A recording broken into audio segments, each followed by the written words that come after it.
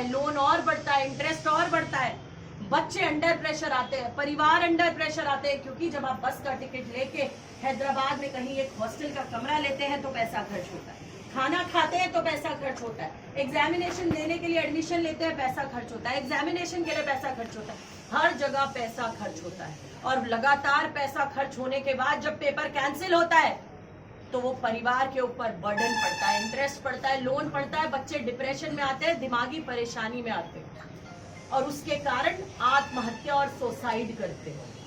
प्रवल्लिका इसका recent example है, recent example है। मैं प्रवल्लिका के घर खुद गई, मैं प्रवल्लिका के पेरेंट्स से मिली, तब तक बीआरएस नहीं जागी।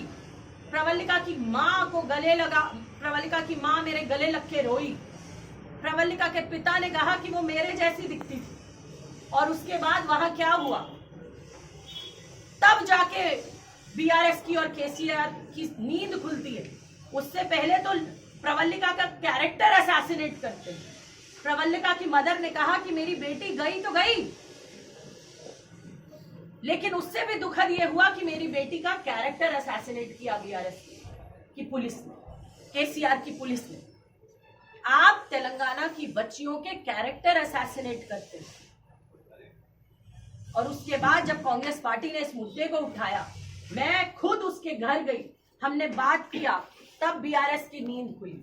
आनन फानन में उन्होंने उसकी मां को बुलाया, पैसे के दबाव में बयान बदलवाने लगे। ये है असलियत केसीआर की। लेकिन मैं आप सबके माध्यम से तेलंगाना के युवा को कहना चाहती हूँ, अनएम्प्लॉयड यूथ को कहना चाहती हूँ, your life is important, life is beautiful, please do not go for suicide.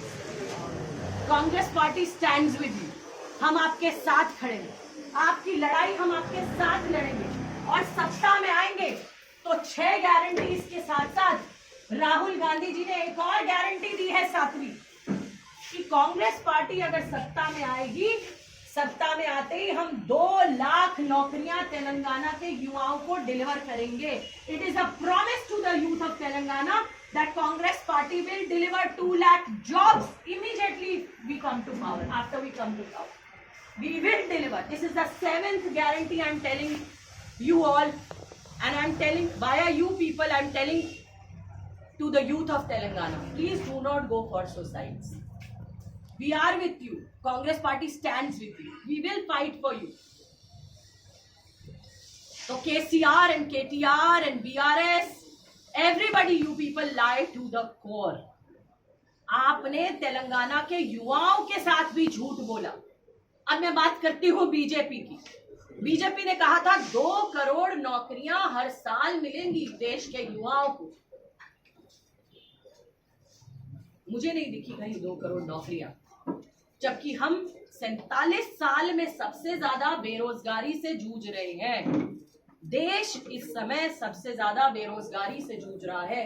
2 crore jobs in 9.5 years, 18 crore jobs अभी तक मिलनी चाहिए थी, लेकिन BJP delivered nothing, just nothing, zero to the youth of this country. So they lied to the people of Telangana also by delivering no jobs.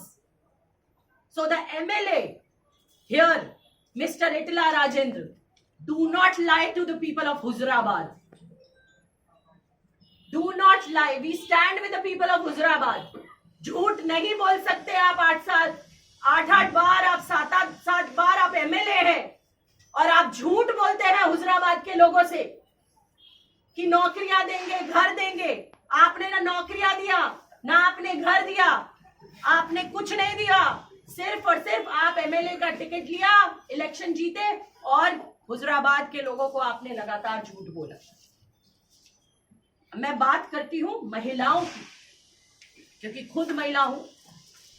Telangana की महिलाओं के साथ जो लगातार झूठ बोला है BRS ने और KCR ने, कैसे कहा था वुमेन कॉरिडोर बनेंगे, विमेन इंडस्ट्रियल कॉरिडोर बनेंगे.